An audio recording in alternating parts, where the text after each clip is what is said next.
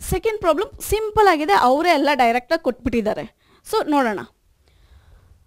Find P T, question ಹಂಗೆ ಇದೆ. That is given P not is 1,26,305, birth is 6,500 and deaths are 4,050. Next, immigrants is 8,065 and immigrants 6,000. Okay, ನಿಮ್ಗೆ ಇಲ್ಲಿ ಕ್ವೆಶನಲ್ಲೇ ನಾನು ನಿಮ್ಗೆ ಹೇಳ್ಬಿಡ್ತೀನಿ ಹೆಂಗೆ ಕಂಡುಹಿಡಿಯೋದು ಅಂತ. ಬರ್ತ್ ಅಂದರೆ ಸಿಂಪಲ್ ಅಲ್ವಾ, ಬಿ. ಆಲ್ರೆಡಿ ಪಿ ಒ ಅವರೇ ಕೊಟ್ಟಿದ್ದಾರೆ. ಬರ್ತ್ಸ್ ಅಂದರೆ ಬಿ, ಡೆತ್ ಅಂದರೆ D, next immigrants I, next emigrants E. ಕ್ವೆಶನಲ್ಲೇ ನಾನು ನಿಮಗೆ ಅನಲೈಸ್ ಮಾಡಿಬಿಟ್ಟಿದ್ದೀನಿ. ನೆಕ್ಸ್ಟ್ ಸೊಲ್ಯೂಷನ್ ನೋಡೋಣ. ನಾನು ಆಗಲೇ ಏನಂದೆ, first always you need to write given. First step given, ಕ್ವೆಶನಲ್ಲಿ ಕೊಟ್ಟಿರೋದ್ರಿಂದ ನಾವು ಜಸ್ಟ್ ಅದನ್ನು ಫಾಲೋ ಮಾಡ್ತೀವಿ. Next second step formula. Don't forget to write formula. Okay, formula ಮತ್ತೆ ಹೇಳ್ತೀನಿ, ಅಕಸ್ಮಾತ್ ನೀವು ಮಿಸ್ ಮಾಡಿದ್ರೆ ಮಾರ್ಕ್ಸ್ ಅದಕ್ಕೂ ಕಟ್ ಮಾಡ್ತಾರೆ. ಸೊ ಫಾರ್ಮುಲಾ ಏನು? P T is equal to P naught plus B minus D plus I minus E. So ಇವಾಗ ಕ್ವೆಶನಲ್ಲಿ ಕೊಟ್ಟಿರೋದು ಜಸ್ಟ್ ಹಂಗೆ ಸಬ್ಸ್ಟಿಟ್ಯೂಟ್ ಮಾಡ್ಕೊಂಡು ಹೋಗ್ತೀನಿ. ಕ್ವೆಶನು ಅಷ್ಟೇ, ಡೈರೆಕ್ಟಾಗಿ ಕೊಟ್ಟಿದ್ದಾರೆ, ಇಂಡೈರೆಕ್ಟಾಗಿ ಇಲ್ಲ ಇಲ್ಲಿ. ಸೊ ಪಿ ನಾಟ್ ಕೊಟ್ಟಿದ್ರು, ಜಸ್ಟ್ ಕ್ವೆಶನಲ್ಲಿ ಇತ್ತು 1,26,305 ಸಬ್ಸ್ಟಿಟ್ಯೂಟ್ ಮಾಡ್ತಿದ್ದೀನಿ. ಬರ್ತ್ ಎಷ್ಟಿತ್ತು? 6,500 minus the death that is 4,050 plus whatever the immigrants is there 8,065 minus 6,000. Okay, ಇಷ್ಟು ಸಬ್ಸ್ಟಿಟ್ಯೂಟ್ ಮಾಡ್ಕೊಂಡಿದ್ದೀನಿ. ಕ್ವೆಶನಲ್ಲಿ ಇದ್ದಿದ್ದು ಹಂಗೆ ಜಸ್ಟ್ ಸಬ್ಸ್ಟಿಟ್ಯೂಟ್ ಮಾಡ್ಕೊಂಡಿದ್ದೀನಿ. ನೆಕ್ಸ್ಟ್ ನಾನು ಆಗಲೇ ಏನಂದರೆ, ಇಂಪಾರ್ಟೆಂಟಾಗಿ ನೀವು ಫಸ್ಟ್ ಯಾವಾಗಲೂ ಬ್ರ್ಯಾಕೆಟ್ನ ರಿಮೂವ್ ಮಾಡಬೇಕು. ಎಲ್ಲರೂ ಮಾಡೋ ತಪ್ಪೇನು ಗೊತ್ತಾ, ಡೈರೆಕ್ಟಾಗಿ ಹಿಂಗೆ ಕ್ಯಾಲ್ಕುಲೇಟ್ ಮಾಡ್ಕೊಂಡು ಹೋಗ್ತೀರಾ. 1,26,305 ಪ್ಲಸ್ 6,500 ಮೈನಸ್ 4,050 ಹಂಗೆ ಮಾಡಬೇಡಿ. It is wrong. First always remove the bracket. ಹೆಂಗೆ ರಿಮೂವ್ ಮಾಡೋದು? ಜಸ್ಟ್ 6,500 ಮೈನಸ್ ಇದೆ, ಮೈನಸ್ 40 ದಟ್ ಇಸ್ 4,050 ಎಷ್ಟು ಬರುತ್ತೆ? 2,450. ಅದೇ ಥರ ಇಲ್ಲೂ ಅಷ್ಟೇ, ಫಸ್ಟ್ ಬ್ರ್ಯಾಕೆಟ್ನ ರಿಮೂವ್ ಮಾಡಬೇಕು. 8,065 ಮೈನಸ್ 6,000 ಯು ಗೆಟ್ 2,065. ಫಸ್ಟ್ ಇಮಿಡಿಯೇಟಾಗಿ ಅದನ್ನು ಆಲ್ರೆಡಿ ನಾನು ಬರ್ಕೊಂಡಿರ್ತೀನಿ. ಸೊ ಜಸ್ಟ್ ಇವಾಗ ಈ ಮೂರನ್ನ ಆ್ಯಡ್ ಮಾಡಬೇಕು. ಯಾಕೆ? ಆ್ಯಡ್ ಸಿಂಬಲ್ ಇರೋದ್ರಿಂದ just I am adding. So what you will get? 1,30,820. So this is what the method you need to write. ನಾನು ಇಲ್ಲಿ ಫೋರ್ತ್ ಸ್ಟೆಪ್ ಯಾಕೆ ಮಿಸ್ ಮಾಡಿದೆ ಅಂತ ಹೇಳ್ತೀನಿ. ಅವ್ರು ಕೇಳಿರೋದೇನು? ಪಿ ಟಿ ಏನು ಅಂತ ಹೇಳಿರೋದು. ನಾನು ಅಷ್ಟೇ, P T is equal to 1,30,820 ಅಂತ ಬರೆದಿದ್ದೀನಿ. ಅಕಸ್ಮಾತ್ ವರ್ಡಲ್ಲಿ ಕೇಳಿದರೆ ನೀವು ವರ್ಡಲ್ಲಿ ಬರೆದ್ಬಿಟ್ಟು ಈ ಆನ್ಸರ್ ಬರೀಬೇಕಾಗತ್ತೆ. ಓಕೆ, ಸೊ ಫಸ್ಟ್ ನೀವು ಪ್ರೀವಿಯಸ್ ಕ್ಲಾಸಲ್ಲಿ ವೈಟಲ್ ಸ್ಟ್ಯಾಟಿಸ್ಟಿಕ್ಸ್ ಬಗ್ಗೆ ಕಲ್ತ್ರಿ ಮತ್ತು ಒಂದೆರಡು ಪ್ರಾಬ್ಲಮ್ ಸಾಲ್ವ್ ಮಾಡಿದ್ರಿ. ಇವತ್ತಿನ ಕ್ಲಾಸಲ್ಲಿ ಆ ವೈಟಲ್ ಸ್ಟಿಕ್ಸ್ ಯಾಕೆ ಬೇಕು, ಏನು ಯೂಸ್ ಆ ವೈಟಲ್ ಸ್ಟ್ಯಾಟಿಸ್ಟಿಕ್ಸಿಂದ ನೋಡೋಣ ಬನ್ನಿ. First, planning and evaluation of economic and social development of a country. So vital ಸ್ಟ್ಯಾಟಿಸ್ಟಿಕ್ಕಿಂದ ಮೇನ್ ಕಂಟ್ರಿಗೆ ಯಾವ ಥರ ಯೂಸ್ ಆಗುತ್ತೆ ಅಂದರೆ ಪ್ಲ್ಯಾನ್ ಮಾಡೋದಕ್ಕೆ. ಪ್ಲ್ಯಾನ್ ಮಾಡೋದಕ್ಕಂದರೆ ನಿಮಗೆ ಆಬ್ವಿಯಸ್ಲಿ ಗೊತ್ತಿರಬೇಕಲ್ಲ, ಒಂದು ಕಂಟ್ರಿದಲ್ಲಿ ಇಷ್ಟು ಪಾಪ್ಯುಲೇಷನ್ ಇದ್ದಾರೆ, ಒಂದು 2 ಮಿಲಿಯನ್ಸ್ 3 ಮಿಲಿಯನ್ಸ್ ಅಷ್ಟು ಪಾಪ್ಯುಲೇಷನ್ಸ್ ಇದ್ದಾರೆ ಅಂತ ನಿಮ್ಗೆ ತಿಳ್ಕೊಬೇಕಾಗತ್ತೆ. ಅದನ್ನು ತಿಳ್ಕೊಂಡಾದ್ಮೇಲೆ ನೆಕ್ಸ್ಟ್ ಅದನ್ನು ಎಕನಾಮಿಕ್ಕಾಗಿ ಯಾವ ಥರ ಬೆಳವಣಿಗೆ ಆಗುತ್ತೆ, ಹಿಂಗೆ ಗ್ರೋ ಆಗುತ್ತೆ, ಎಕನಾಮಿಕಲ್ ಆಗಿ ಫೈನಾನ್ಷಿಯಲ್ ಆಗಿ ಯಾವ ಥರ ಗ್ರೋ ಮಾಡ್ಕೊಬೋದು, ಯಾವ ಥರ ಪ್ರೋಗ್ರಾಮ್ಸ್ ಇಂಪ್ಲಿಮೆಂಟ್ ಮಾಡ್ಬೋದು ಅಂತ ನಾವು ಈಸಿಯಾಗೆ ಫೈಂಡ್ ಔಟ್ ಮಾಡ್ಬೋದಾಗುತ್ತೆ. First one. Next, government agencies for administrative purpose. Second, government ಏಜೆನ್ಸೀಸ್ಗೆ ಗೌರ್ಮೆಂಟ್ಗೆ ಹೆಂಗೆ ಯೂಸ್ ಆಗುತ್ತೆ ಈ ಪಾಪ್ಯುಲೇಷನಿಂದ ಅಂದರೆ ದಟ್ ಈಸ್ ಅಡ್ಮಿನಿಸ್ಟ್ರೇಟಿವ್ ಪರ್ಪಸ್. ಎಲ್ಲರಿಗೂ ನೋಡ್ಕೊಬೇಕಾದ್ರೆ ಈಗ ಎಕ್ಸಾಂಪಲ್ ಒಂದು ಆರ್ಗನೈಸೇಷನ್ ಅಂದರೆ ಇಷ್ಟೇ ಜನ ಇರಬೇಕು, 100 ಮೆಂಬರ್ಸೇ ಇರಬೇಕು, ಇಲ್ಲಾಂದರೆ ಇಷ್ಟು ಜನ ನೋಡ್ಕೊಳೋದಕ್ಕೆ ನಮಗೆ 200 ಮೆಂಬರ್ಸ್ ಬೇಕು, 300 ಮೆಂಬರ್ಸ್ ಬೇಕು. ಅದು ಯಾವಾಗ ಗೊತ್ತಾಗುತ್ತೆ? ಒನ್ಸ್ ನೀವು ಪಾಪ್ಯುಲೇಷನ್ ಇದ್ದರೆ ಮಾತ್ರ. ಅರ್ಥ ಆಗ್ತಿದೆಯಾ? ಅದು ಮಾತ್ರ ಅಲ್ಲದೆ ವುಮೆನ್ಸ್ ಎಷ್ಟಿದ್ದಾರೆ, ಮೆನ್ಸ್ ಎಷ್ಟಿದ್ದಾರೆ, ಅವ್ರಿಗೆ ಯಾವ ಥರ ಪ್ರೊಟೆಕ್ಷನ್ ಕೊಡಬೇಕು, ಅದನ್ನೆಲ್ಲ ನಮಗೆ ಆ ಟೋಟಲ್ ಸ್ಟ್ಯಾಟಿಸ್ಟಿಕ್ಸ್ ಇದ್ರೆ ಮಾತ್ರ ನಮಗೆ ಯೂಸ್ ಆಗುತ್ತೆ. ಅದು ವೈಟಲ್ ಸ್ಟಿಕ್ಸ್ ಹೆಲ್ಪ್ ಮಾಡುತ್ತೆ ನಮಗೆ. Next third medical research. Okay, vital statistics medical research. ಈಗ ಬೆಸ್ಟ್ ಎಕ್ಸಾಂಪಲ್ ಅಂದರೆ ನಿಮಗೆ ಕೊರೋನಾ ಟೈಮಲ್ಲಿ ಎಷ್ಟು ಪ್ರಾಬ್ಲಮ್ ಆಯಿತು. ಈಗ ಕೊರೋನಾ ವ್ಯಾಕ್ಸಿನೇಷನ್ ಕೊಡಬೇಕಂದ್ರೂ ಅವ್ರು ಎಲ್ಲರಿಗೂ ಕೊಟ್ಟಿಲ್ಲ.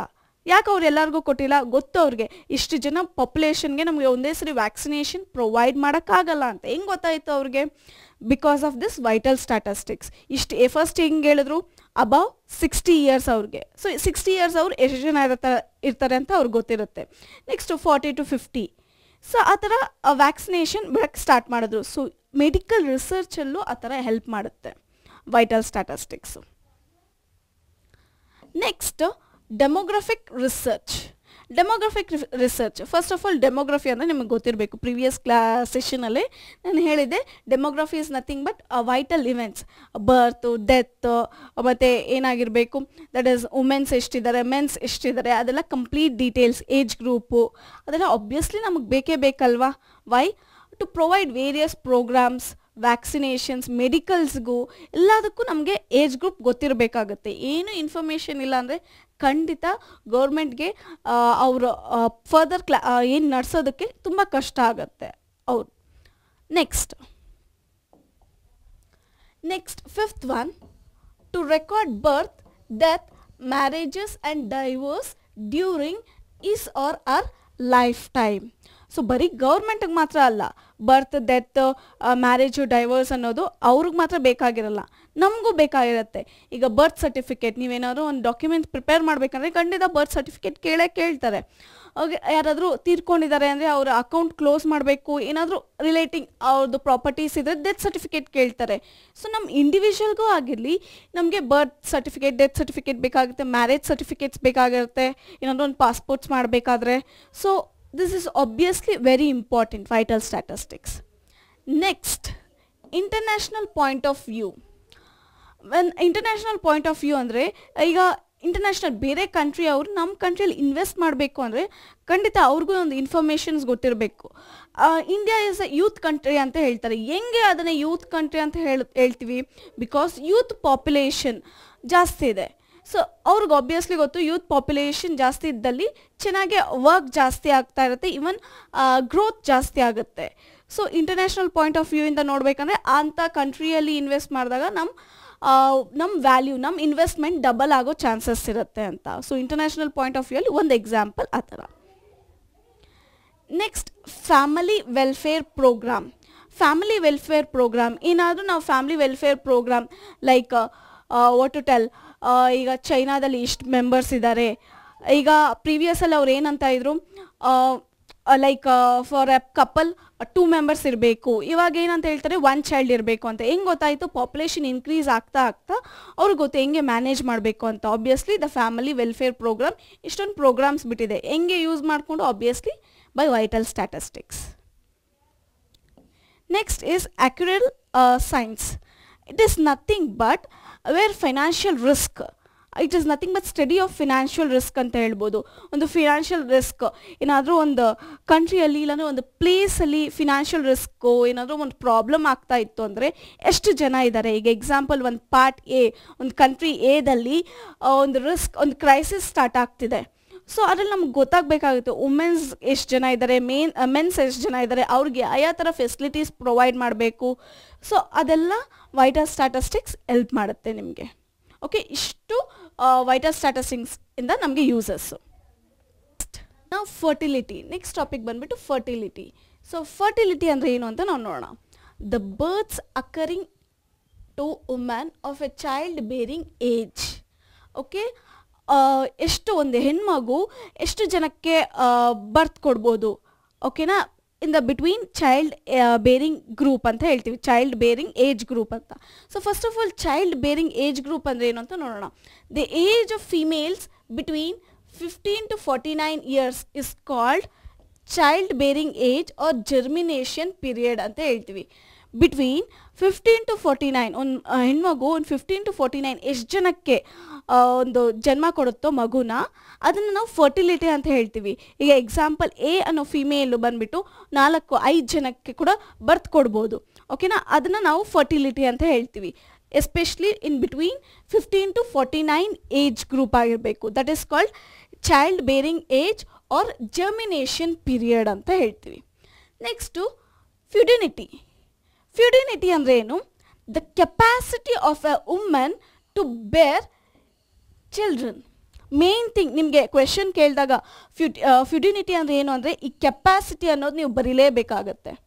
ಏನು ಎಕ್ಸಾಂಪಲ್ ಅಂದರೆ ಕೆಪಾಸಿಟಿ ಅಂದರೆ ಈಗ ಎಕ್ಸಾಂಪಲ್ ಒಂದು ಹೆಣ್ಣು ಮಗುಗೆ ಲೈಕ್ ಒಂದು ಹೆಣ್ಣಿಗೆ 4-5 ಜನಕ್ಕೂ ಬರ್ತ್ ಕೊಡೋಕ್ಕೆ ಕೆಪಾಸಿಟಿ ಇರುತ್ತೆ, ಬಟ್ 1-2 ಮಾತ್ರ ಬರ್ತ್ ಮಾಡಿಸ್ಕೊತಾರೆ. ಸೊ ಅಂಥದನ್ನು ನಾವು ಫ್ಯುಡಿನಿಟಿ ಅಂತ ಹೇಳ್ತೀವಿ. ಮ್ಯಾಕ್ಸಿಮಮ್ ಆ 5 ಅಂತ ಹೇಳ್ತೀವಲ್ಲ, ಆ capacity okay of a woman to bear children. Okay, this is capacity and this is the number. Okay, ಎಷ್ಟು ಜನಕ್ಕೆ ಕೊಡ್ತಾರೆ the births occurring to a woman. Fertility ಅಂದರೆ the births occurring to a woman. Here the capacity of a woman to bear the children. Next,